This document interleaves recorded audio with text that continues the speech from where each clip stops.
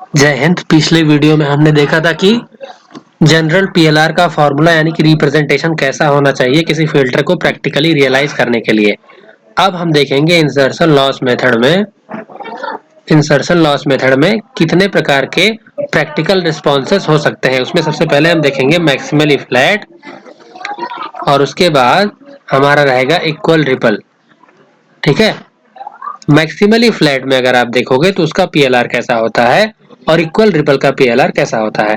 इसी पीएलआर का यूज करके हम ऑर्डर ऑफ फिल्टर निकालेंगे दोनों केस में, और ऑर्डर ऑफ फिल्टर निकल जाएगा तो हम लोग लम्प्ड एलिमेंट की वैल्यू निकालेंगे। बाद में उस लम्प्ड एलिमेंट की वैल्यू को हम लोग स्केल करेंगे इम्पिडेंस में, फ्रीक्वेंसी में, और उसके बाद हम उन वैल्यूज को इम्पिडेंस और फ्रीक्वेंसी में स्केलिंग करने के बाद उसको कन्वर्ट करेंगे जौन सा भी फिल्टर हम लोग को चाहिए होगा, हाई पास, लो पास, बैंड पास, अपने कन्वर्जन टेक्निक्स का यूज करके। अगर बाद में हम लोग को उस फिल्टर को इम्प्लीमेंट करना है तो लम्प्ड एलिमेंट को हमें कन्वर्ट करना पड़ेगा डिस्ट्रीब्यूटेड एलिमेंट में। यानी कि डिस्ट्रीब्यूटेड एलिमेंट मतलब क्या होता है, ट्रांसमिशन लाइन के शॉर्ट सर्किटेड और ओपन सर्किटेड स्टब के फॉर्म में।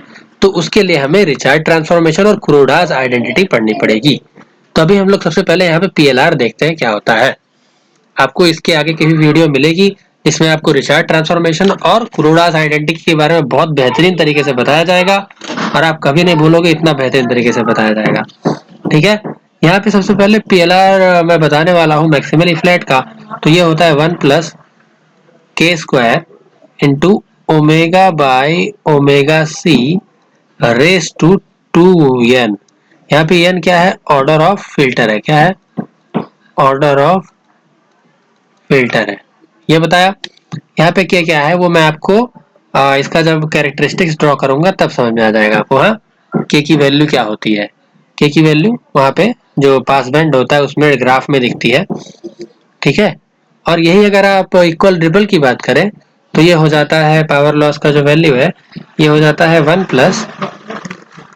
Plus k square into t n square omega by omega c. ये रह जाता है आपका इक्वल रिपल के लिए और ये है चेबीश शेव के लिए। ये दो बात आपको ध्यान में होनी चाहिए क्योंकि ये दोनों फार्मूला का यूज करके आप डिजाइन में यूज करोगे। ठीक है, डिजाइन कर सकते हो। तो अभी मैंने ये बता दिया। अब हम लोग मैक्सिमली फ्लैट के ऊपर फोकस करने वाले हैं, सिर्फ इस वाले के ऊपर। हाँ, इसमें और क्या क्या हमारा एनालिसिस हो सकता है। इसमें हमारा एनालिसिस और क्या हो सकता है कि अगर मैं आपको कैरेक्टरिस्टिक्स ही ड्रॉ करके बता देता हूँ तो बहुत अच्छी बात होगी आपके लिए भी। ठीक है, कैरेक्टरिस्टिक्स कैसे दिखने वाली है इसकी देखिए।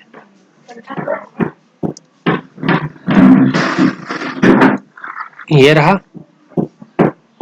ये आपका पीएलआर है और ये ओमेगा बाई ओमेगा सी है। कट ऑफ अगर ओमेगा सी पे होगा तो omega eight equal omega, cut off अगर ओमेगा सी पे होगा तो यहाँ पे इस वैल्यू की जगह पे आप ओमेगा सी पुट करोगे तो omega c by omega c क्या हो जाएगा, 1। तो मतलब 1 पे आपका कट ऑफ आने वाला है।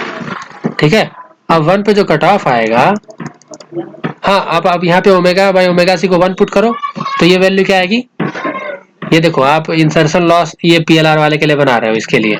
तो यहाँ पे ओमेगा बाई ओमेगा सी को 1 पुट करो तो 1 रेस टू कुछ भी 1 आ जाएगा, ये 1 प्लस के स्क्वायर आ जाएगा। इसका मतलब ये वैल्यू क्या आएगी, 1 प्लस के स्क्वायर। ठीक है, और ये ऐसे बढ़ते जाएगा आगे। जब ओमेगा बाई ओमेगा सी ये ओमेगा बाई ओमेगा सी 1 है, ओमेगा बाई ओमेगा सी यहाँ पे 1 है। बेसिकली ये ओमेगा सी फ्रीक्वेंसी के जगह पे है लेकिन यहाँ पे ओमेगा बाई ओमेगा सी 1 है। तो जैसे आप ओमेगा इंक्रीज करोगे तो omega by omega c greater than 1 होगा तो आपका रिस्पॉन्स ऐसे ऊपर चला जाएगा यहाँ पे पीएलआर।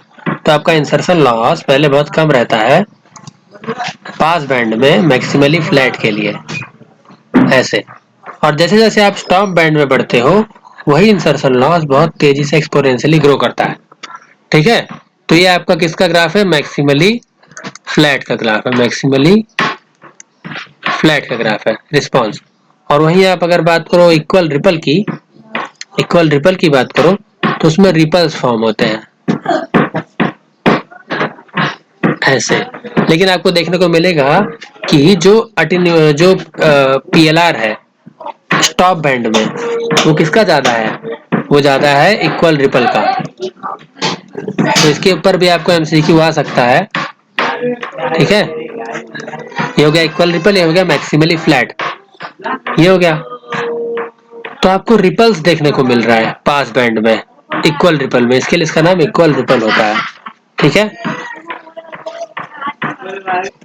अब आप यहाँ पे देख पा रहे हैं कि ये जो के स्क्वायर की वैल्यू है, अगर ये मैं ज्यादा कर दूं, मैं अगर के स्क्वायर के की वैल्यू बहुत ज्यादा कर दूं तो मेरे रिपल रिपल बहुत ज्यादा हो सकते हैं इससे।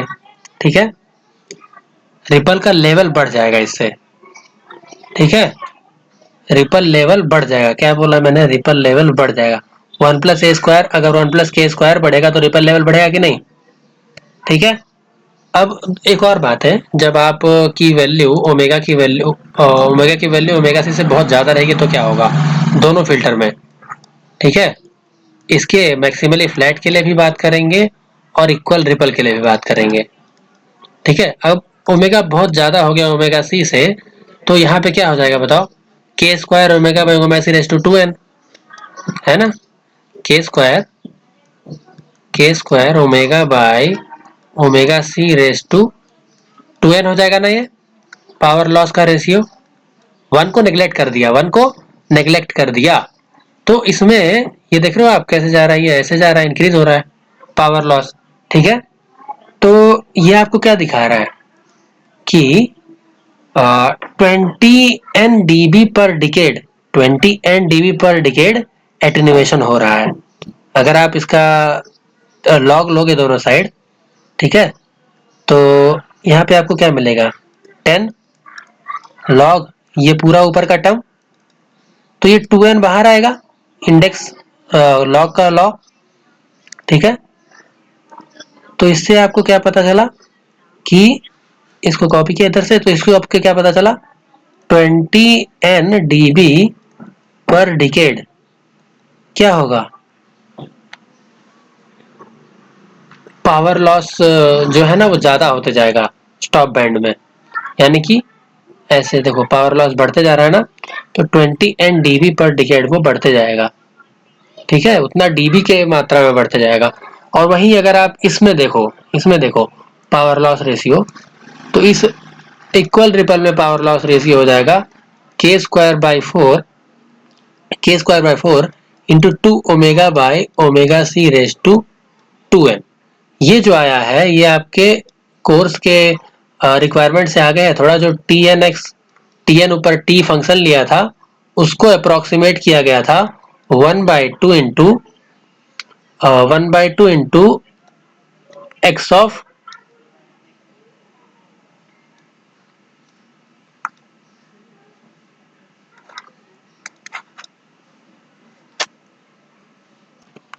तो ये जो टीएन फंक्शन था इसको एलिप्टिकल फंक्शन बोलते हैं, और इसको अप्रोक्सीमेट किया जाता है हाई फ्रीक्वेंसी पे। ये तो पोजर बुक में इसका कोई रीजन नहीं दिया हुआ है, आई थिंक ये हमारे स्कोप के बाहर है, लेकिन हम इतना समझ सकते हैं कि ये k²/4 2 रेज़ टू 2n, तो आपको देखने को मिलेगा कि यहाँ पे कोई 2 का टर्म नहीं है। ये मैक्सिमली फ्लैट का मैं लिख रहा हूँ, मैक्सिमली फ्लैट का, और यहाँ पे मैं इक्वल रिपल का लिख रहा हूँ, इक्वल रिपल का। ठीक है, आपको कंफ्यूजन नहीं होना चाहिए मैं क्या लिख रहा हूँ यहाँ पे, मैंने ऊपर बता दिया है। आप ये देखो ब्लू वाला ग्राफ मैक्सिमम फ्लैट का है और रेड वाला इक्वल रिपल का है, तो आप देख पा रहे हो इक्वल रिपल का ग्राफ का इंसर्शन लॉस जो है बहुत तेजी से बढ़ रहा है स्टॉप बैंड में, बहुत ही ज्यादा तेजी से। तो आपको यहाँ पे दिखना चाहिए कि जब आपको ओमेगा सी बहुत ज्यादा होगा तो ये वैल्यू ज्यादा होगा इस वैल्यू से। ठीक है, दिख रहा है आपको 2 रेज़ टू 2n से बढ़ रहा है ये। ठीक है, आप इसको 4 से डिवाइड करो कोई दिक्कत नहीं है। ठीक है, यहाँ पे k² है, यहाँ पे k²/4 है, बट यहाँ पे 2 rays to 2n extra term है, तो इसका मतलब क्या है, इसका इंसर्शन लॉस जो होगा वो स्टॉप बैंड में बहुत ज्यादा होगा, बहुत ही ज्यादा होगा इसके कंपेयर में। ठीक है, तो ये एक ऑब्जर्वेशन बस है, इसके ऊपर कोई न्यूमेरिकल नहीं है, एक ऑब्जर्वेशन है कि जो आपको ये ग्राफ दिख रहा है ना वो आप इक्वेशन से भी देख सकते हो। ठीक है, यहाँ पे 2 आ रहा है, यहाँ पे 2 नहीं आ रहा है, क्योंकि ये वाला फंक्शन ऐसा है जो कि बुक में डायरेक्ट दिया हुआ है। ठीक है, ये out of scope of the course है, बट इतना आपको समझ में आना चाहिए, ग्राफ से समझ में आ रहा है कि मैक्सिमम फ्लैट का ऐसा है, इक्वल रिपल का ऐसा है ना। अब हम लोग ना मैक्सिमली फ्लैट और इक्वल रिपल डिजाइन कर सकते हैं। इसकी मेथड क्या होगी, सबसे पहले हम लोग को, हमने इंसर्शन लॉस का फॉर्मूला दोनों का देख लिया, दोनों का हमने क्या देख लिया, इंसर्शन लॉस का फॉर्मूला देख लिया, दोनों का क्या देख लिया, इंसर्शन लॉस का फॉर्मूला देख लिया। अब इंसर्शन लॉस के फॉर्मूला से हम लोग को क्या मिलेगा, फिल्टर स्पेसिफिकेशन, क्या मिलेगा, filter specification, filter specification, filter specification से हम लोग को ऑर्डर मिल जाएगा। ऑर्डर मिलने के बाद जो भी डेटा दिया होगा हम लोग क्या कर लेंगे, उससे प्रोटोटाइप डिजाइन करेंगे, प्रोटोटाइप डिजाइन करेंगे। तो मेथड क्या है, इंसर्शन लॉस का मेथड क्या है, इंसर्शन लॉस का मेथड ये रहा आपके सामने। इंसर्शन लॉस डिजाइन करने के लिए सबसे पहले फिल्टर स्पेसिफिकेशन की जरूरत होती है। फिल्टर फिल्टर क्या बता रहा था मैं, कि फिल्टर आपने पीएलआर सीख लिया, अभी आप फिल्टर स्पेसिफिकेशन निकालोगे पीएलआर से, उसके बाद लो पास प्रोटोटाइप बनाओगे, लो पास के बाद उसको स्केल करोगे और कन्वर्ट करोगे जो भी रिक्वायर्ड फिल्टर चाहिए उसके लिए, और बाद में उसको रिचर्ड और क्रोडा आइडेंटिटी लगा के इम्प्लीमेंटेशन कर दोगे। ठीक है, ये 4 स्टेप होते हैं, इंसर्शन लॉस में बता दिया। 4 स्टेप क्या क्या होते हैं फिर से बता देता हूँ, फिल्टर स्पेसिफिकेशन, लो पास बनाओ, फिल्टर स्पेसिफिकेशन निकालो, लो पास बनाओ, कन्वर्ट करो, इंप्लीमेंट करो, filter specification, low pass, scale, scale and convert, scale and convert और इम्प्लीमेंटेशन। ठीक है, ये होता है आपका स्टेप। अभी आपको जो प्रोटोटाइप मैंने क्या बताया यहाँ पे अभी थोड़ी देर पहले कि ये देखो आप, आपका अभी 2 प्रकार की सर्किट आप इसमें इंप्लीमेंट कर सकते हो लो पास बनाने के लिए। लो पास बनाने के लिए 2 प्रकार की सर्किट आप बना सकते हो। लो पास बनाने के लिए आप 2 प्रकार की सर्किट, जैसा कि आपको पता है कि हम लोग इंसर्शन लॉस मेथड में 2 एलपीएफ बनाते हैं, एलपीएफ को बाद में हम लोग कन्वर्ट करते हैं अपने फिल्टर में। तो यहाँ पे आप 2 प्रकार का एलपीएफ यूज कर सकते हो। हाँ, एक तो जिसमें आपका शंट एलिमेंट से शुरू होगा, रिएक्टिव एलिमेंट, और दूसरा वो होगा सीरीज से शुरू होगा।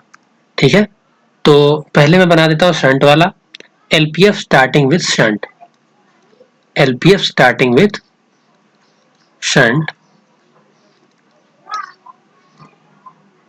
ठीक है, ये कैसा दिखेगा, ये आपका 2 पोर्ट नेटवर्क जैसे यहाँ पे है, यहाँ पे एक शंट एलिमेंट आ गया, कैपेसिटर, फिर इंडक्टर आ जाएगा, फिर कैपेसिटर आ जाएगा, और ये ऐसे ही चलता रहेगा।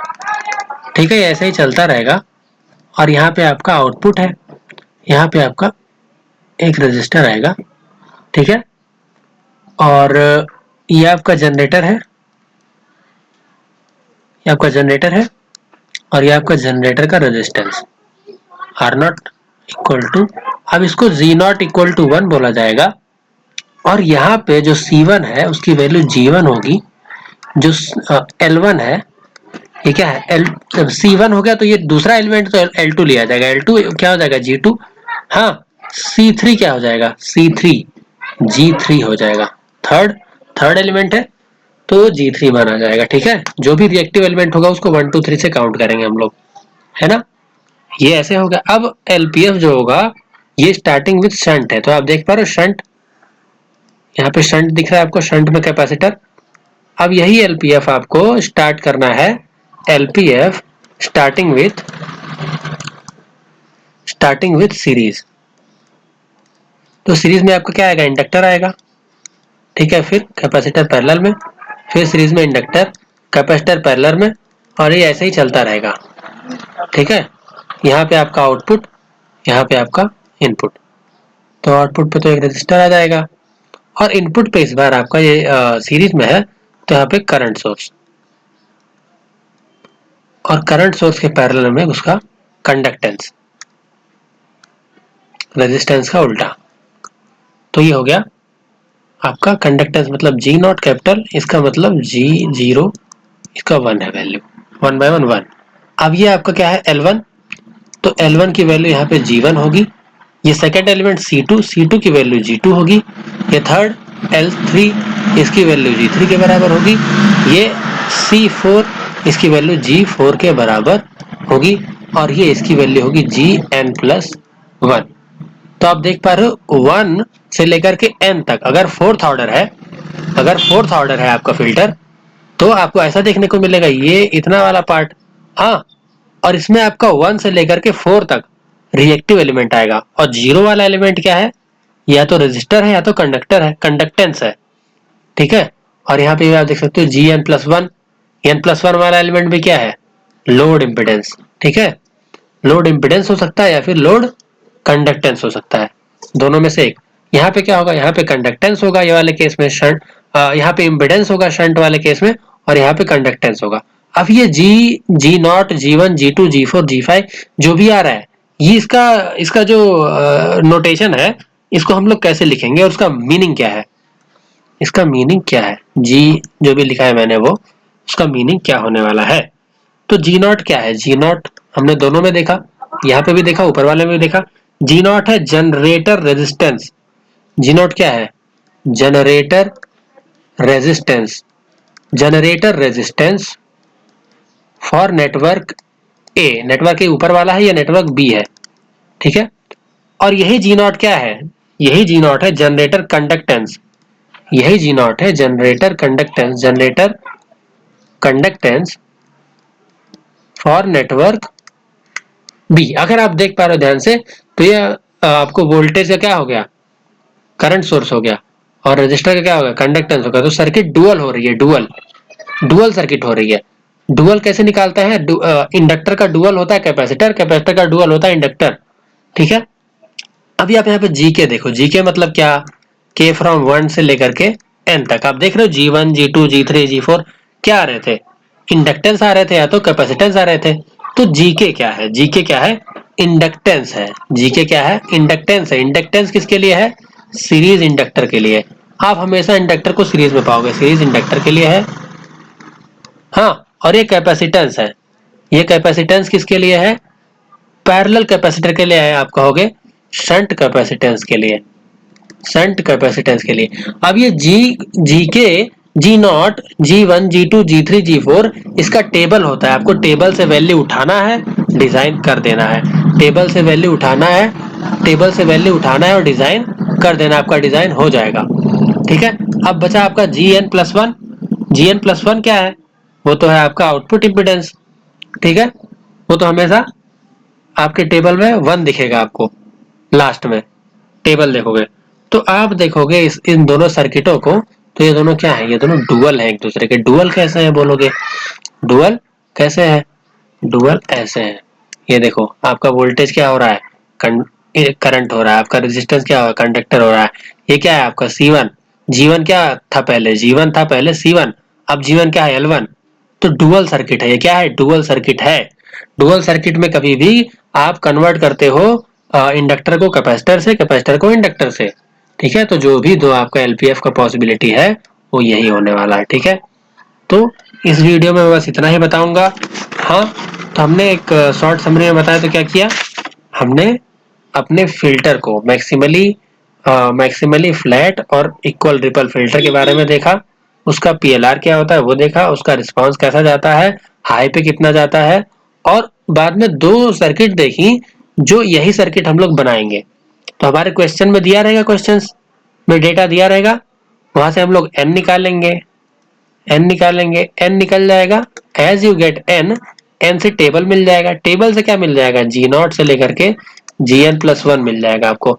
वो मिल गया तो आपका सर्किट, आप इन दोनों में से कोई भी एक उठा लो, चिपका दो वैल्यूज, आपका एलपीएफ बन जाएगा। अब एलपीएफ बन गया तो उसके बाद क्या करना पड़ता है, स्केलिंग और ट्रांसफॉर्मेशन। स्केलिंग करना पड़ता है और कन्वर्जन करना पड़ता है, और कन्वर्जन करने के बाद इंप्लीमेंटेशन करना पड़ता है। तब हम लोग कहां तक पहुंच चुके हैं, हम लोग डिजाइन कर चुके हैं, क्या हम लोग डिजाइन कर चुके हैं बिना स्केल्ड वाला एलपीएफ, हम लोग बिना स्केल्ड वाला एलपीएफ डिजाइन कर चुके हैं। आप न्यूमेरिकल उठा के देखोगे तो आपको कोई भी डाउट नहीं आएगा। आपको सिर्फ क्या करना है, आपको एन निकालना है, एन निकलने के बाद टेबल में से G0 से GN+1 लेना है, उसके बाद आपको ये डिजाइन बना देना है, दोनों में से कोई भी एक आपका जो मूड में आएगा बना दो।